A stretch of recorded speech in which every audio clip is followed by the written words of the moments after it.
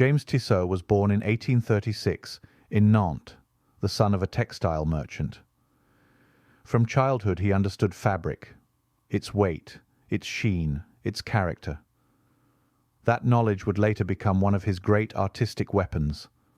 When he arrived in Paris as a young man, he entered a city alive with ambition. He trained, exhibited at the Salon, and quickly built a reputation as a painter of modern elegance, precise, refined, attentive to every fold of silk and every nuance of posture. By the 1860s, Paris seemed secure beneath him. Then came 1870. The Franco-Prussian War and the violence of the Paris Commune tore the city apart. Streets ran with suspicion and upheaval. Artists, like everyone else, were forced to choose sides or flee. Tissot left France and crossed the Channel to London. Whether out of caution, controversy, or simple survival, Exile became his second act. London proved fertile ground. Victorian society admired poshness and detail, and Tissot gave it both. He painted terraces along the Thames, drawing rooms filled with guarded glances, women poised between intimacy and distance. His technique, almost surgical in its clarity, made him a favourite among collectors. Financially, he thrived, but London gave him something greater than success. He met Kathleen Newton. She was separated from her husband, independent, fragile, luminous. She became his muse and the central presence in his art. Her face, her posture, her quiet introspection appear again and again in his canvases of the 1870s. These are not merely society pictures. They are studies of longing. James painted her not as decoration but as emotional gravity. She was his private world inside the public one. And then, in 1882, she died of tuberculosis. Her death shattered him. The painter of elegant surfaces suddenly faced the collapse of the one relationship that gave those surfaces meaning. London, once prosperous and welcoming, became unbearable. The Thames held memories. The rooms felt haunted. Tissot left England and returned to Paris.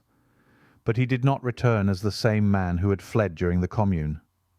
He came back wounded. Grief does strange things to artists.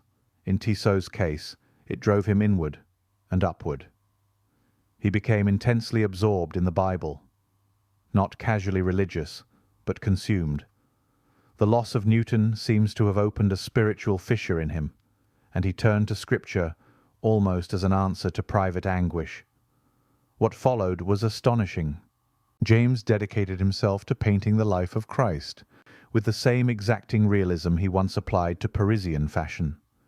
He travelled to the Holy Land, studied architecture, landscape, and historical costume, seeking authenticity. The emotional tenor of these works is different from his London pictures. They carry weight, sorrow, contemplation, the grief of Mary, the isolation of Christ, the burden of destiny. One senses that Tissot was painting not only sacred history, but his own bereavement, transformed into devotion. His biblical series became internationally celebrated. Thousands came to see them. They were reproduced, published, and widely distributed. In an age moving rapidly toward modernism, Tissot chose instead a deeply personal realism rooted in faith and suffering. And yet he remained connected to the artistic world he had once inhabited. He moved in circles that included figures like Edgar Degas. Degas, ever the acute observer of modern life, respected Tissot's talent, even if their paths diverged. Tissot stood slightly apart, not quite impressionist, not strictly academic, but singular. His life, in the end, forms a powerful arc. From Parisian success, through exile in London, through the devastating loss of Kathleen Newton, and finally back to Paris, where grief reshaped his art into something spiritual and searching.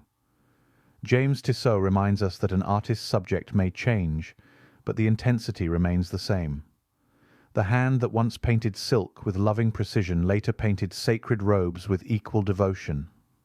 The eye that studied fashion turned toward eternity.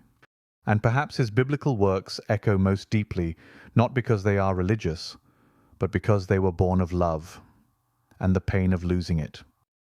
And finally, don't forget to check the link below for our special offer on our 12-volume fully illustrated collector's set at one special price. Get 40% off the entire collection.